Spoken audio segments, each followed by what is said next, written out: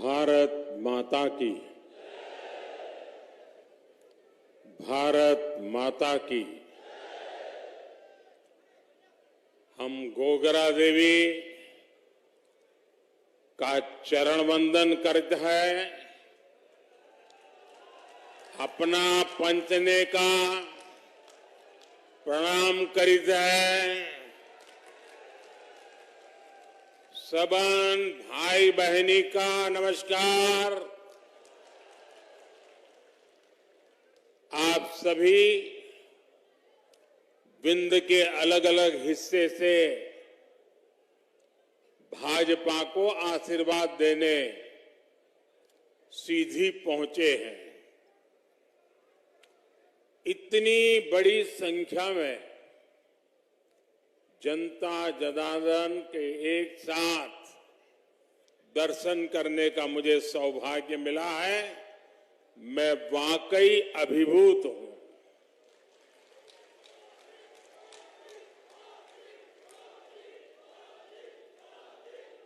और जहां तक मेरी नजर पहुंचे, मुझे लोग ही लोग नजर आ रहे हैं। और इतनी बड़ी तादाद में माताएं बहनें, आपके आशीर्वाद हम सबकी बहुत बड़ी शक्ति है। मैं माताओं बहनों को इस विशाल संख्या में आने के लिए विशेष रूप से प्रणाम करता हूं। आपके इस प्यार, इस उत्साह से साफ है कि एमपी में फिर एक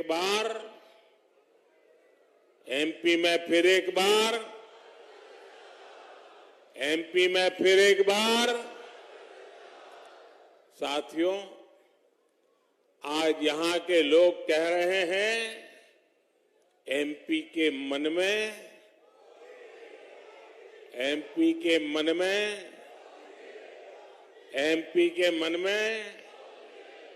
और मोदी के मन में ईश्वर रूपी जनता जनार्दन आप लोग मोदी के मन में है, मोदी के दिल में है। एमपी के मन में मोदी क्यों है भाई? भाजपा क्यों है? ये कोई रहस्य की बात नहीं रह गई है।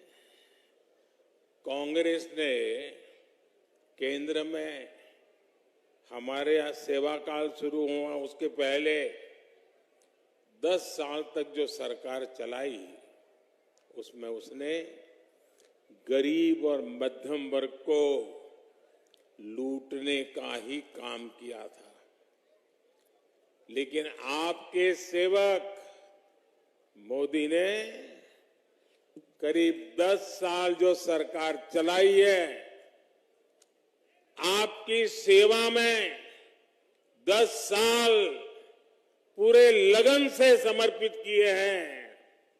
उसमें घोटाले बंद हुए हैं, गरीब और मिडिल क्लास की बचत हुई है, उन्हें अधिक सुविधा मिली है। आप देखिए, टेलीकॉम घोटाला करके, कोयला घोटाला करके कांग्रेस ने आपके लाखों करोड़ रुपए लूट लिए। याद है ना? भूल गए? आप बताओगे तो पता चलेगा मुझे। याद है? लूटते थे कि नहीं लूटते थे? करोड़ों रुपए लूटते थे कि नहीं लूटते थे? ये आपका हक का पैसा था कि नहीं था? आपकी मेहनत का पैसा था कि नहीं था? आपके बच्चों के भविष्य के लिए वो पैसा था कि नहीं था? लूट लिया। भाजपा सरकार में वो लाखों करोड़ रुपए के घोटाले बंद हो चुके हैं। और घोटालों से हम जो पैसा बचा रहे हैं, वो पैसा गरीब के हित में, मध्यम वर्ग के हित में लगा रहे हैं। गरीब कल्याण अन्न योजना में अब तक केंद्र सरकार 2 लाख करोड़ रुपए खर्च कर चुकी है। आप आंकड़ा बोलोगे? मैं पूछूं तो आंकड़ा बोलोगे? मैं आपसे बात कर रहा हूं, आप आंकड़ा बोलोगे? मैंने कहा 2 लाख करोड़ रुपए। कितने कितने?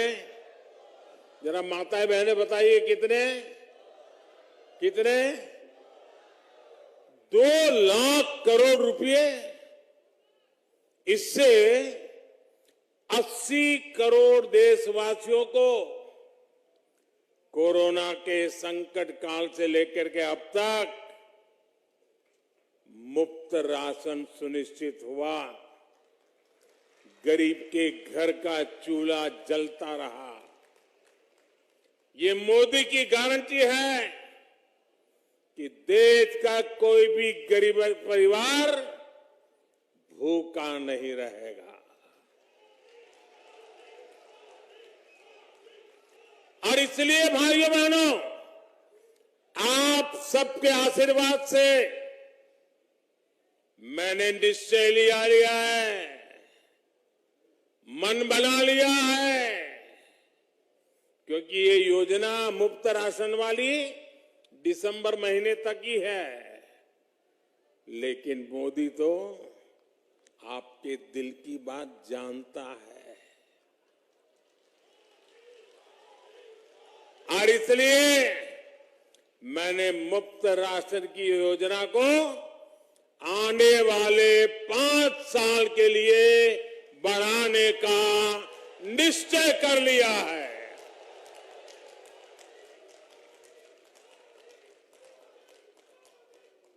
अगर हम एक परिवार में 4-5 लोग भी मान लें तो ऐसे हर परिवार को मुफ्त राशन योजना की वजह से हर महीने 700, 800, 900 रुपया बचने वाले हैं। साथियों, गरीब का पैसा गरीब के पास जाए, गरीब के लिए खर्च हो, और कोई बिचौलिया बीच में वो पैसे लूटे नहीं, यही मोदी की विशेषता है।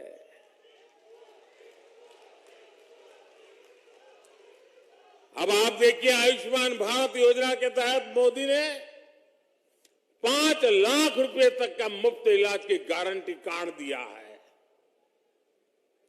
अगर ये आयुष्मान कार्ड नहीं होता तो 1 लाख करोड़ रुपए से ज्यादा गरीबों को बीमारी में अगर कोई खर्च की जरूरत होती तो करीब करीब 1 लाख करोड़ रुपया ये मेरे मध्यम वर्ग और गरीब परिवार की जेब से जाता।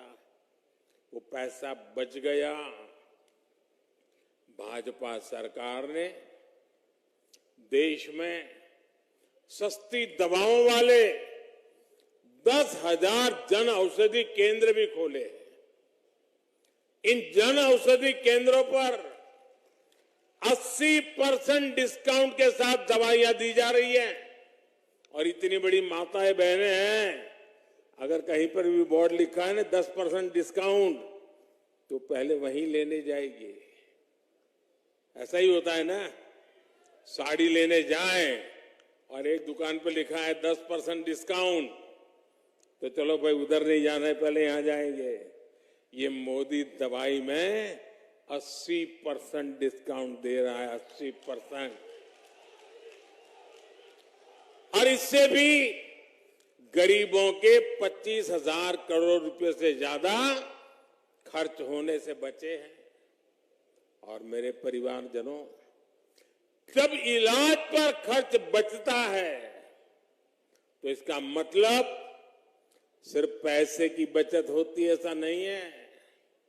एक तो गरीब, और हमारे यहां तो हमने देखा है परिवार में कोई माँ कोई बहन बीमार हो जाए तो घर में किसी को पता ही नहीं चलने देती है।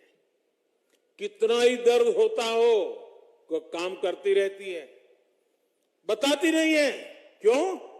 उसके मन में रहता है कि अगर परिवार में बच्चों को बीमारी का पता चल जाएगा, अस्पताल जाएंगे, लाखों रुपया खर्च हो जाएगा, बच्चों के सर पे कर्ज चढ़ जाएगा, तो मां सोचती है कि मुझे बच्चों के सर पे कर्ज नहीं होने देना है।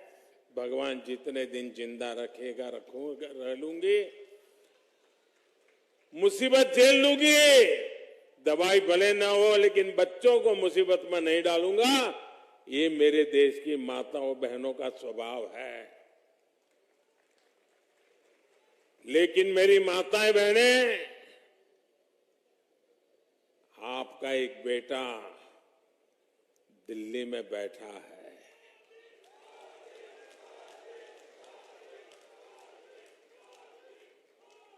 वो आपकी पीड़ा को समझता है।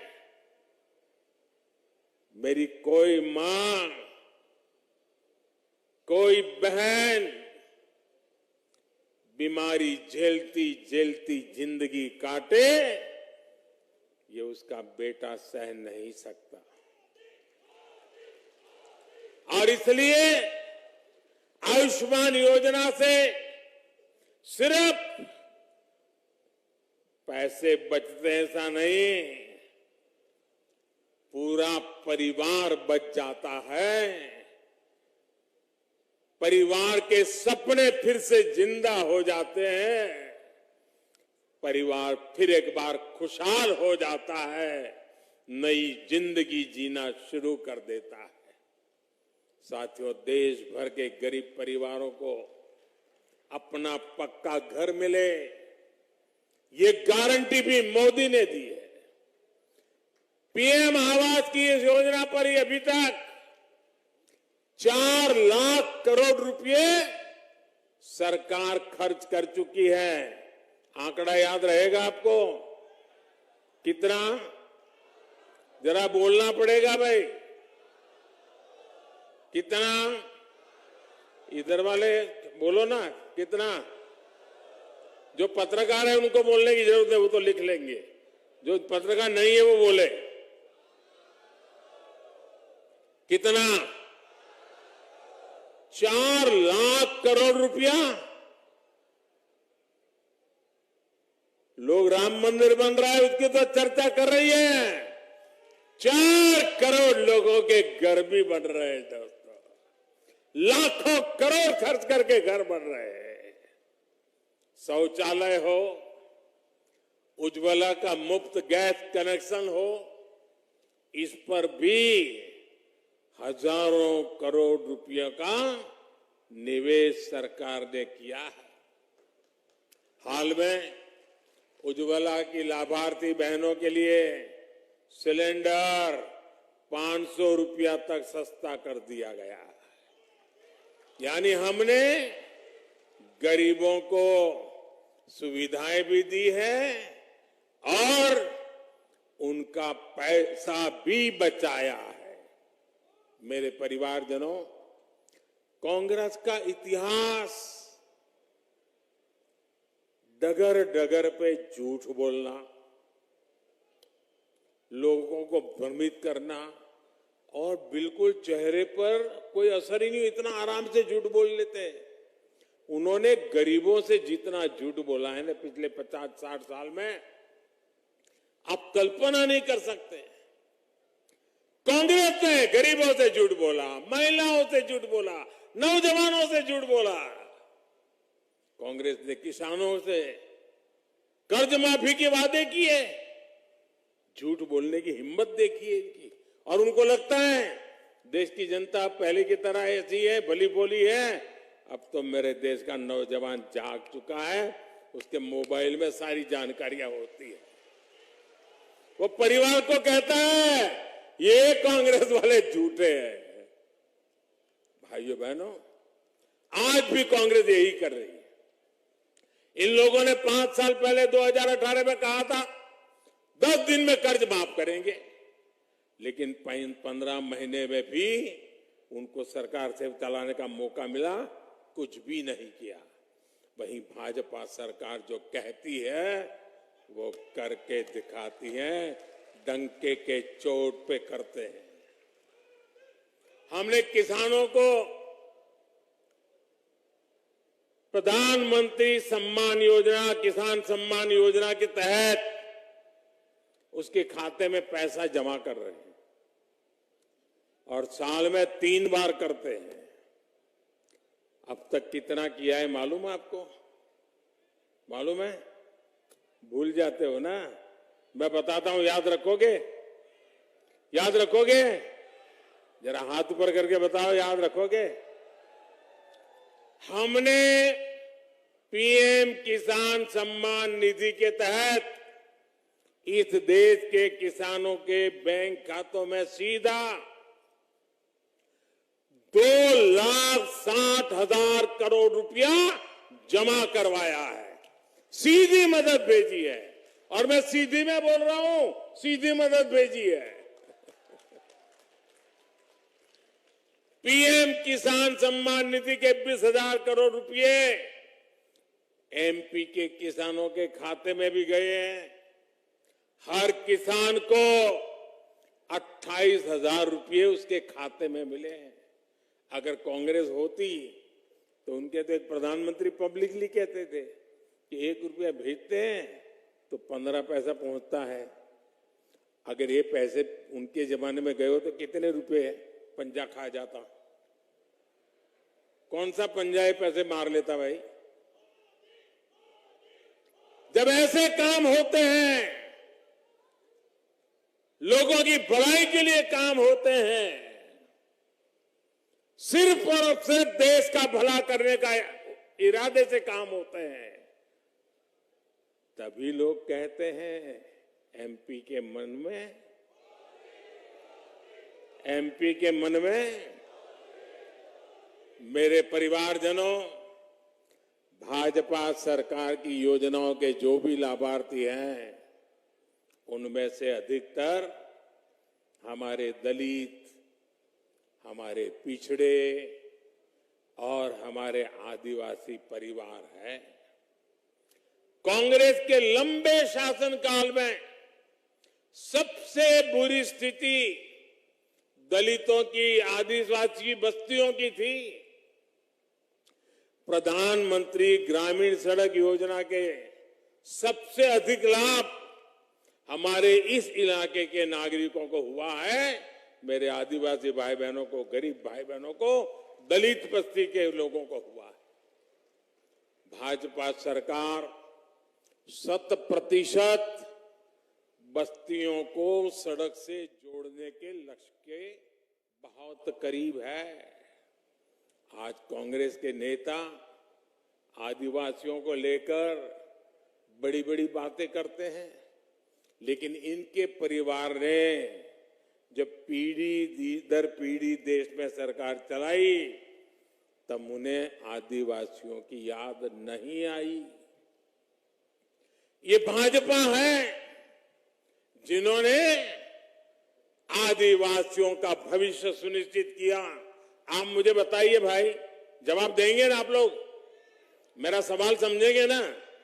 मेरी हिंदी ठीक है ना? हाँ, मैं हिंदी भाषी नहीं हूं, इसलिए कोई गलती ना हो जाए। आप मुझे बताइए, ये मेरे जो आदिवासी भाई बहन है, क्या ये मोदी प्रधानमंत्री बना तब आए क्या? पहले थे कि नहीं थे? पहले थे कि नहीं थे? देश आजाद हुआ तब आदिवासी थे कि नहीं थे? भगवान राम जी वनवास गए तब आदिवासी थे कि नहीं थे? राजकुमार राम को अयोध्या से निकलने के बाद भगवान राम किसने बनाया? आदिवासी भाई बहनों ने बनाया। हम सबको पता है, लेकिन कांग्रेस को पता ही नहीं था कि हमारे देश में आदिवासी समाज भी है। क्योंकि कभी भी उन्होंने आदिवासी मंत्रालय नहीं बनाया, आदिवासियों के लिए अलग डिपार्टमेंट नहीं बनाया, उनके लिए अलग बजट नहीं किया। अटल बिहारी वाजपेयी की सरकार जब बनी तब देश में पहली बार आदिवासियों का अलग मंत्रालय बना, उनका अलग आदिवासी मंत्री बना और आदिवासी कल्याण के लिए लाखों करोड़ रुपए के बजट बनना शुरू हुआ। पिछले 9 वर्ष में आदिवासी कल्याण के लिए बजट में 5 गुना वृद्धि की गई है। ये भाजपा सरकार है जिसने बैगा, भारिया, सहारिया जैसी पिछड़ी जनजातियों की भी सूध ली। भाजपा सरकार इनके लिए 15,000 करोड़ रुपए का खास अभियान शुरू करने जा रही है। मध्य प्रदेश की भाजपा सरकार ने भी इन जनजातियों के लिए अभूतपूर्व काम किया है। अगर एमपी की बहनों के लिए लाडली लक्ष्मी जैसी योजनाएं चलाई गई हैं, तो बैगा, भारिया और सहारिया जनजाति की बहनों को भी सीधी मदद दी जा रही है। विश्वकर्मा साथी, जिनके बिना रोजमर्रा के जीवन की कल्पना भी कठिन है, उनको भी कांग्रेस ने कभी नहीं पूछा। पहली बार भाजपा सरकार ही उनके पर विशेष विश्वकर्मा योजना लेकर आई है। इस योजना पर भी 13,000 करोड़ रुपए खर्च किए जा रहे हैं। ऐसे ही काम के कारण हर वंचित परिवार कह रहा है, गांव-गांव कह रहा है, एक एक घर कह रहा है, फिर एक बार,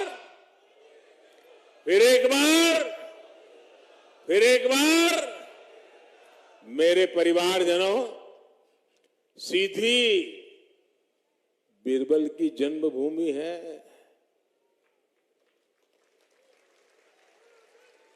और इसलिए बुद्धिमानी, सूझबूझ और पहेलियों को हल करना यहां के हर बच्चे की पारंपरिक ताकत है ना। अच्छा, जब मैं जानता हूं कि बीरबल की भूमि है, अच्छे अच्छे सवालों के जवाब निकाल देते हैं, तो मैं भी आज आपके खास करके नौजवानों को एक पहेली देना चाहता हूं।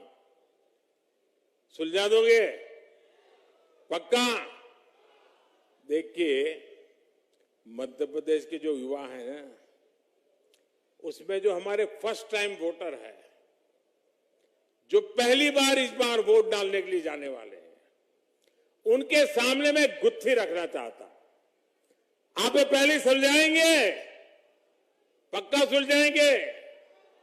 अनेक दशकों तक देश में पंचायत से लेकर पार्लियामेंट तक कांग्रेस का ही झंडा था, कांग्रेस की ही सरकारें थी। लेकिन आज गिनती के कुछ राज्यों में ही बची है। जरा सोचिए, गुत्थी सुलझाइए, ये इनकी बर्बादी ऐसी क्यों हुई, इनका ऐसा पतन क्यों हुआ? साथियों, वो इसलिए हुआ क्योंकि कांग्रेस का नारा रहा है, गरीब की जेब साफ, गरीब की जेब, गरीब की जेब और काम हाफ, काम हाफ, जेब साफ। यूपी, बिहार, गुजरात, पश्चिम बंगाल, तमिलनाडु, उड़ीसा, कितने राज्य गिनाऊं मैं, एक बार कांग्रेस गई तो वहां के लोगों ने कांग्रेस को दोबारा घुसने नहीं दिया है। यहां एमपी में भी 2 दशक से अधिक हो गए जब कांग्रेस बहुमत के लिए तरस गई है। आज गरीब, दलित, ओबीसी और आदिवासी समाज समझ गया है कि कांग्रेस उनकी प्रतिनिधि नहीं है। कांग्रेस ने सिर्फ वोट के लिए इस्तेमाल किया है। साथियों, कांग्रेस का पूरा इतिहास देखिए, उन्होंने केवल उन्हीं को आगे बढ़ाया जो दिल्ली दरबार में हाजिरी लगाते थे। एससी, एसटी, ओबीसी, इन समाज के प्रभावशाली नेतृत्व को कांग्रेस ने कभी उभरने नहीं दिया। इनकी यही दरबारी मानसिकता है जिसके कारण ये दिन रात, सुबह शाम बाकी सब काम भूल जाते हैं, एक काम कभी नहीं भूलते। आपने देखा होगा, कांग्रेस की विशेषता है, बाकी सब काम भूल जाएंगे, एक काम कभी भूलते नहीं है, और वो काम है सुबह शाम मोदी को गाली देना। एक ही काम, गालियां देते रहते हैं। मोदी को गाली दे देते ये पूरे ओबीसी समाज को गालियां देने लगे हैं। साथियों, जब भाजपा ने तय किया कि एक आदिवासी बेटी देश की राष्ट्रपति के रूप में हम चाहते थे, कांग्रेस ने तब उसका भी घनघोर विरोध किया। ये भाजपा ही है जो एससी, एसटी, ओबीसी समाज की आकांक्षाओं का सम्मान करती, उन्हें मान देती है। आज आपने अखबार में पढ़ा होगा, पहली बार देश में इंफॉर्मेशन कमिश्नर के रूप में, चीफ इंफॉर्मेशन कमीशन के रूप में पहली बार, कब मैं दिल्ली था, चुनावी दौरा कैंसिल करके गया था, मीटिंग के लिए गया था, और हमने चीफ इंफॉर्मेशन कमिश्नर के रूप में राजस्थान के एक दलित को पहली बार उसका अध्यक्ष बनाया है। और एक कांग्रेस वाले देखिए, मीटिंग में उनको आना था, मीटिंग का उनको निमंत्रण गया था, समय से पहले गया था, उन पर फोन पे बात हुई थी, लेकिन जब उनको पता चला कि एक दलित अध्यक्ष बनने वाला है, उन्होंने मीटिंग के ही बहिष्कार कर दिया। इतनी दलितों से नफरत करते हैं, जब राष्ट्रपति हम आदिवासी बनाए उसका विरोध, हम चीफ इंफॉर्मेशन कमिश्नर दलित बनाए उसका भी विरोध, और फिर झूठ फैला करके सिंपैथी का नाटक करना। साथियों, आज कांग्रेस देश में परिवारवाद का सबसे बड़ा प्रतीक है। आप यहां ही देख रहे हैं, कांग्रेस के दो नेता क्या कर रहे हैं, कपड़े फाड़ कंपटीशन चल रही है। वो कहता है उसके कपड़े फाड़ो, वो कहता है उसके कपड़े फाड़ो। ये क्यों लड़ रहे मालूम है? उनको मालूम है जनता तो बीजेपी को ही जिताने वाली है, फिर लड़ क्यों रहे हैं? वो लड़ रहे हैं अपने बेटों को कांग्रेस का कब्जा मिले, इसके लिए। ये कांग्रेस पर कब्जा करने के लिए दो बेटों को बिठाने की लड़ाई चल रही है और मध्य प्रदेश को बर्बाद कर रहे हैं। ये लोग एक दूसरे के कपड़े फाड़ने के लिए कांग्रेस को कह रहे, कार्यकर्ता तुम उसके कपड़े फाड़ो, वो कहता है उसके कपड़े फाड़ो। जिनके लिए सिर्फ अपने बेटों का भविष्य ही प्राथमिकता है, वो आपके बेटे बेटियों का भला सोच ही नहीं सकते। मेरे परिवारजनों, कांग्रेस ने मध्य प्रदेश को बीमारू राज्य बना दिया था। भाजपा ने मध्य प्रदेश को विकास के मामले में बहुत आगे पहुंचाया है। आज एमपी अन्न उत्पादन में अग्रणी है। आज एमपी स्वच्छता के मामले में अग्रणी है। 2 दशक पहले एमपी में बिजली का बड़ा संकट रहता था। आज एमपी सरप्लस बिजली पैदा करता है। अब एमपी में पहले के मुकाबले 5 गुना ज्यादा मेडिकल कॉलेज है। यहां सीधी में भी मेडिकल कॉलेज बन रहा है। एमपी की पहचान अब देश के एक महत्वपूर्ण औद्योगिक राज्य के रूप में होने लगी है। साथियों, कांग्रेस ने कैसा काम किया, ये आज की नई पीढ़ी को जानना बहुत जरूरी है। 2014 तक देश में 100 से अधिक जिलों पर कांग्रेस ने पिछड़े होने का ठप्पा लगाया हुआ था, यहां एमपी के भी 8 ऐसे जिले थे जिन्हें कांग्रेस ने पिछड़ा घोषित किया था। इनमें से अधिकतर आदिवासी बाहुल्य जिले थे, जिसमें हमारे सिंगरौली और दमोह जैसे जिले भी थे। 2014 में आपने दिल्ली में भाजपा सरकार बनाई। 10 साल में हमारा सेवा काल चला और इस सेवा काल में हमने कहा कि ये जिले अब पिछड़े नहीं रहेंगे, ये तो अब सबसे आगे चलेंगे। हमने इन जिलों को आकांक्षी घोषित किया, हर पैमाने पर इनके विकास के लिए काम शुरू किया। आज इनमें से अनेक जिले हर पहलू में देश के दूसरे जिलों से भी आगे निकल गए हैं। मेरे परिवारजनों, इस क्षेत्र का जल संकट भी अब बीते दिनों की बात होने जा रही है। विंध्य से कांग्रेस के अनेक बड़े बड़े नेता निकले, लेकिन बाण सागर परियोजना तभी पूरी हुई जब भाजपा सरकार आई।